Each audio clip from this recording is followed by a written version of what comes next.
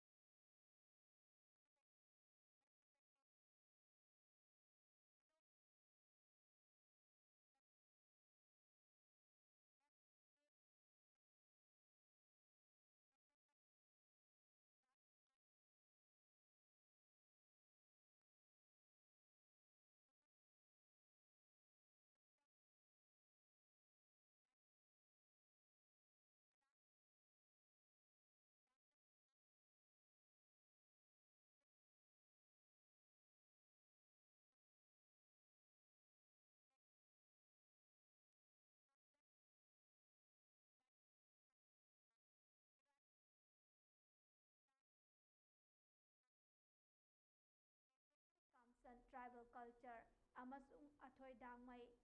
tribal culture ni hari MSKA Award Literature gidamak Imojit Ningombam na iba Sairengi Larik Loibi Chingum Lengdanada Dr. W. Kumarina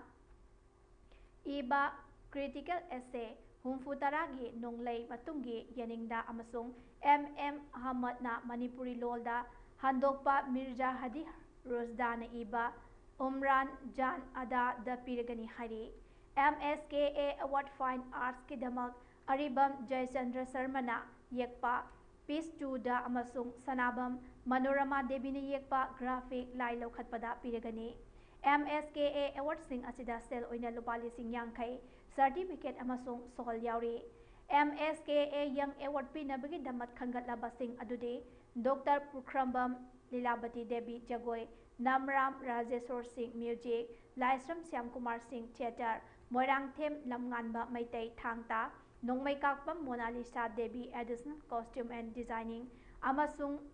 Thakmai Yainau Lungha Tribal Cultural Ne Award Asset Sel Oina Lupa Lising Kunga Manga Certificate Amasung Sol Ama Yauri Hari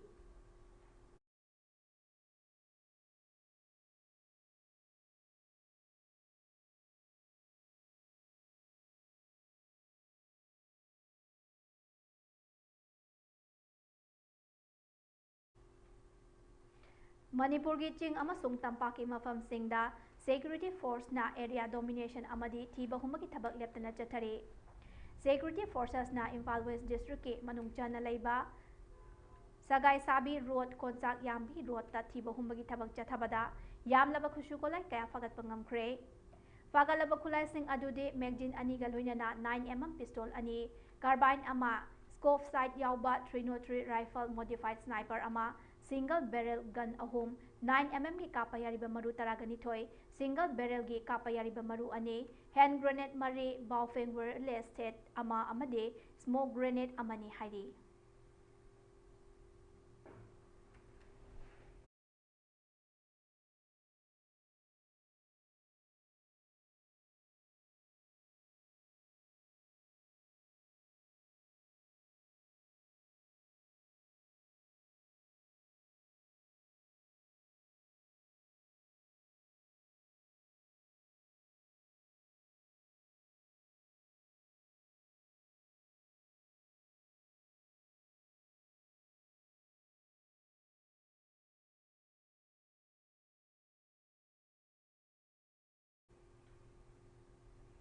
National Legal Services Authority NALSA की मियेंग मखादा Manipur State Legal Services Authority MASLSA District Legal Services Authority DLSA Bisnupur amadi Legal Aid Clinic LAC Moirang na khusamdana sinduna issue of drug abuse and de-addiction scheme policies in the state of Manipur and NDPS Act 1958 haiba hiramda nongmagi oiba legal awareness program ama Moirangda leiba Sendra Road Mandopta pangtokre Tauramduda Mairembam Youth Development Association MYDA Club Moirangi President Mairembam Mohan Chandra President World Meitei Council WMC Manipur Unit के President Yungkhaibam Siam Khuman President Meira Paibi Mairembam Laikai Moirangi President Urikimbam Pramodini Devi Sandra Road Meira Paibi के President Khwarakpam Dhanesori Devi na athoiba mitung lensing oina saruk yaki LAC Moirangi Coordinator su oiribi One Meitei Council WMC के Women Front के President Rajkumari Sakitombi Devi District Hospital Bisnupur के Psychiatrist Dr. Gyaneswar Singh Reunion Foundation के Director Longjam Elena LADCS Bisnupur के Deputy Chief Thingbaijam Sudhir Meitei Thauram Tuda Wangang Loising Oina Mari Leina Bahiram Singda Wangang Ke Amarom the issue of drug abuse and de-addiction schemes policies in the state of Manipur and NDPS Act 1958 habi hiramda Manipur State Legal Services Authority gi mityeng makhada nomagi oiba legal awareness program ama KYPC kakyai makhagi campus da district Legal Services Authority Bisnupur Legal Aid Clinic kakyai amadi KYPC Club amadi Maira Paibi Singh na punna khusamnana sinduna pangthokre Nambol Police Station gi Inspector Y Motilal Drug Treatment Clinic Bisnupur के Nodal Officer Psychiatrist Dr. Gyaneswar Reunion Foundation के Founder Secretary Angom Robindro LADCS Bisnupur के Deputy Chief TS Sudhir na athoiba mitung lensing oina amadi wangang loising oina saruk yaki Kamba adagi masagi kusukumen thotaba adagi hana leramba si masana phani gadamni haba baba khamne sabtari masi jai yugi problem lepa mai ahumni ai thenrese leduga gaja thapa ma ikon ko bagi ai ne last ta sibesu telephone pro targa ahum kapta phani lai jai aduna kana ko hore na koida akoi masi wanang le na chari ma koida Chamam naba chingnaba leita so akhoi da bigi hoi dik kamba adagi Ibudau irum ningthaugi masai kolda leiriba kakching amasung kakchinga khullona riba khulsingi puwariga sagonna bata natana umang lai singi maru oiriba ibudaugi turel maril ase matam sangna yengsinbida badagi mutkhiba yana lerakliba asidagi kannanaba kakchingi tongan ba CSO sing oiriba joint non government voluntary organization all kakching club coordinating committee kakching apunba nupi loop kakching kaithel imalu kakching bazar business welfare association all irengban football association all kha kangle student union volunteers coordinating committee kakching amadi irumning thaugal lo kakching napun na khutyek piduna chief minister da aiba wakat cherol ama pisinduna taksin kre pisin khiba serol adugi matung ina phongdorakpada hari baturel maril ase irum lamdong dagi hauraga irengbam hawairau mairembam hauna cheliba yamna maru oiba khunja kayagi water body oiriba turel maril ne mamangai dagi thajanabi oina turel maril mapa ase yaurakpada taret senja katuna khurum naribani Amaromdasu umang laiga mari lainana kakching mayai leikai amadi ireng banda leiba ibudau asige khubam aduna chahi khudingi lai haraubagi thauram pangthoklibani turel maril ase puwariga sagon narapaga loinana haujikti irum water supply scheme gi ising lawfam oibata natana ireng ban hawairau mairembam amadi sora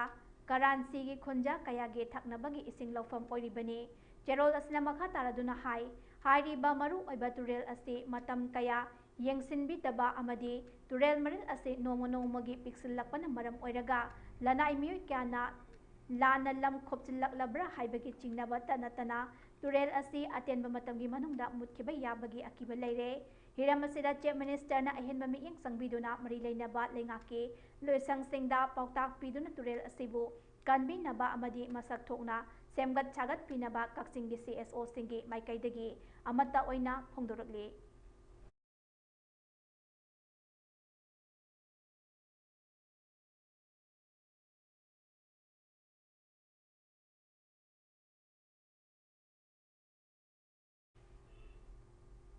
Chaliba tha asigi lakliba tang kunga maridagi kunga mapan phauba Indian Red Cross Society Punjab State Branch Chandigarh amadi BBK DAV College ka khosamnaduna seliba DAV College Amritsar Punjab ta pangthokiba Inter-State Junior Red Cross Training Cum Study Camp amadi National Youth Exchange Program lisingani kunga marida saruk yaruba Indian Red Cross Society Manipuri State Branch ke Junior Red Cross Team ngarang Imphal da thunglikhibaga loinana IRCS Manipur State Branch amadi JRC volunteering gi imung manung singna taramna okre. IRCS Manipur State Branch ki Chairman Narendra Ningomba, Vice Chairman Dr. Laisram Manglem, General Secretary Athopam Nabachandra amadi Baruna Lusingba team aduna Bir Tikendrajit International Airport Imphal da hek thunglabaga saruk yaruba Youth Festival aduda team winner oirakpagi harau nungaiba phongdokpaga loinana miyamna laipareng sibiduna harau nungaiba phongdokrakhi. Airport ta lakhiba mioisingnasu state asigi mai purakpa ngambagi-damak thagatpa nungaiba phongdoknakhi. Chairman Narendra Ningombana phongdokhibada chaliba team asina amaga amaga pukchel tingna amaga mateng pangnaduna kanna hotnabana amadi Manipur miyamgi thaujalna mai paglakpa ngambani haikhi. Ningsing bayai India ki tongan state singdagi JRC ki team kayana saruk yakiba National Youth Exchange Program aduda academic amadi non-academic competition taruk pangthokhi. Maduda JRC Manipur ki team overall team champion orakpaga loinana solo folk song competition da consolation prize, group song da first position, group dance da first position, written quiz da first position amadi painting competition da first position phanglakhi.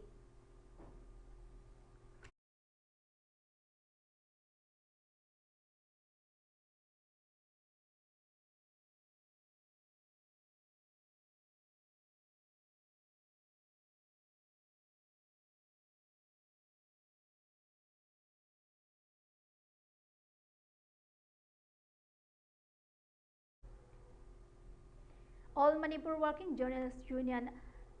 mathang chahi English ani kun ka manga ki oina amju gi holiday list lauthokre.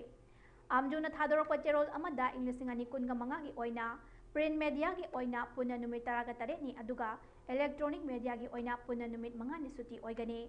Electronic media ki oina New Year,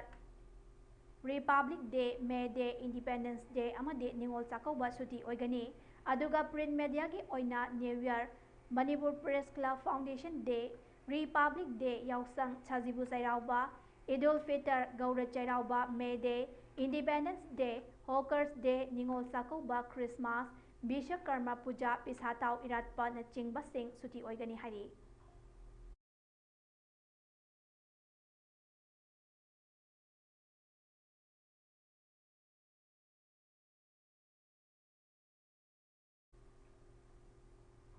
Thobal District ke manung chanba Salungphang Kunda kanagumba loop amatana maira paibi singda taklam hairamdana selgi demand amadi donation na singba mating amata lauba yaroi haina Salungphang apunba maira paibina phongdoragli.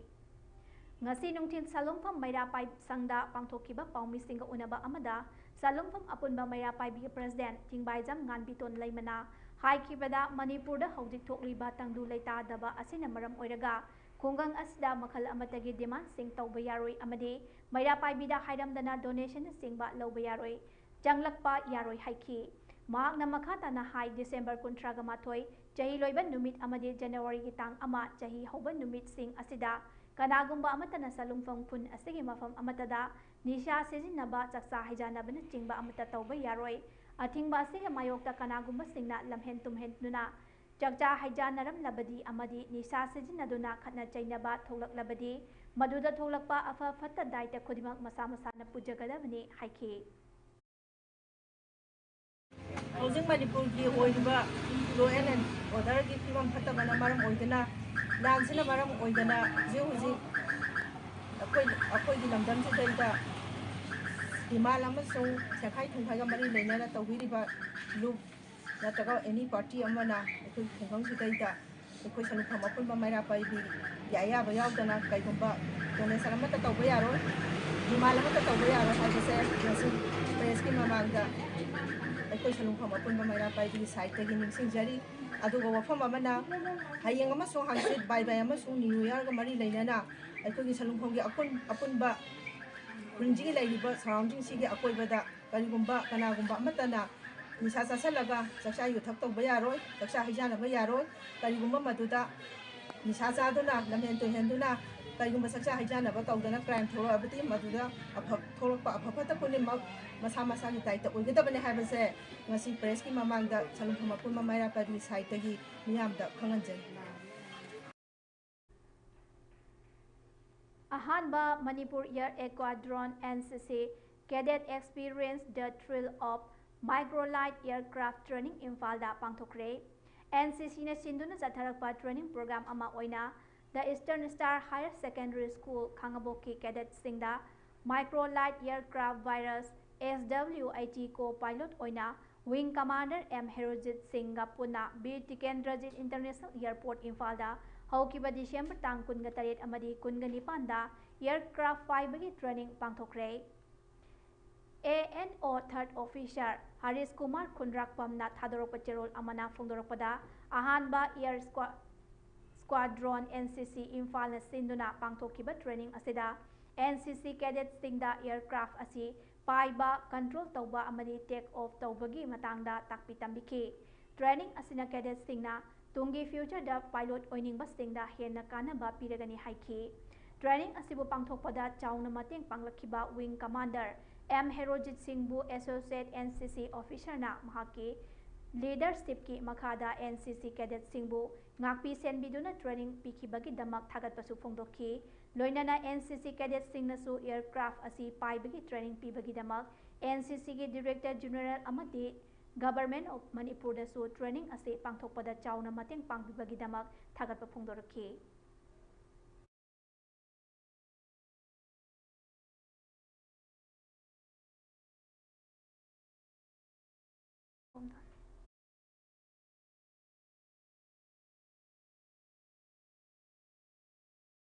MCna No to Drugs Yes to Sports haiba academic campaign amagi makhada MK Faizul Haq LS Rajana sponsor tawduna haukiba December 15 dagi hauduna satharakliba Fort Kangla Ukok Trophy 5A Side State Open Football Tournament asigi ngarang sanakiba ahanba quarter final match ta apiba matamgi manungda Ngarian FC2 versus CMC B2 janaduna draw chatki amadi makhata na penalty shootout kaunabada CMC B6 versus Ngarian FC 5 ta maithiba piki anishuba match tasu apiba matamgi manungda Afia FC Fauden 2 versus John FC Achanbigai 2 Chanaduna draw oiki amadi penalty shootout taunabada John FC Achanbigai 5 versus Afia FC Fauden 3 Chanaduna John FC na Afia FC bu maithiba piki loinana ngasigi ahanba quarter final match nungtilgi pung aniga minute 15 tabada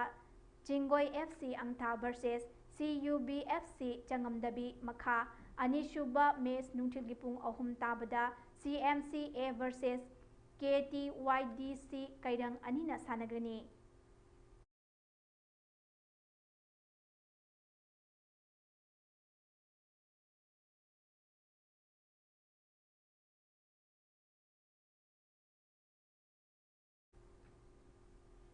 Aroibada maroiba paumukana pijari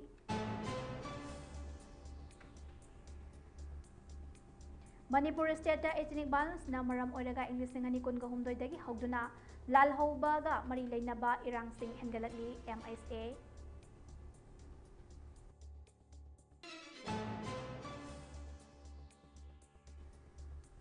India da anti depression amadi anti anxiety ki hidak sing yonba chada humfuga mari rom hengalaki report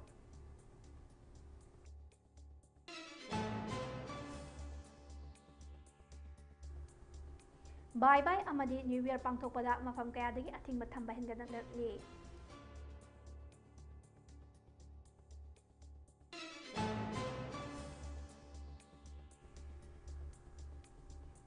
MSKAꯒꯤ ꯏꯪ 2022ꯒꯤ fellow award ꯑꯃꯁꯨꯡ ꯌꯪ talent award ꯐꯪꯒꯗꯕꯁꯤꯡꯒꯤ ꯃꯤꯡ ꯂꯥꯎꯊꯣꯛꯈ꯭ꯔꯦ꯫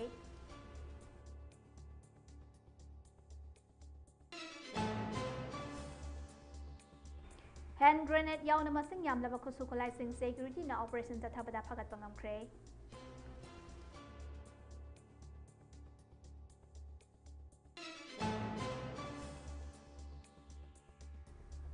ꯑꯃꯗꯤ ꯅꯥꯜꯁꯥꯒꯤ ꯃꯤꯠꯌꯦꯡ ꯃꯈꯥꯗ MASLSA ꯑꯃꯁꯨꯡ DLSA ꯕꯤꯁꯅꯨꯄꯨꯔꯅ ꯁꯤꯟꯗꯨꯅ ꯅꯣꯡꯃꯒꯤ ꯑꯣꯏꯕ ꯂꯤꯒꯦꯜ ꯑꯦꯋꯦꯌꯔꯅꯦꯁ ꯄ꯭ꯔꯣꯒ꯭ꯔꯥꯝ ꯑꯃ ꯄꯥꯡꯊꯣꯛꯈ꯭ꯔꯦ꯫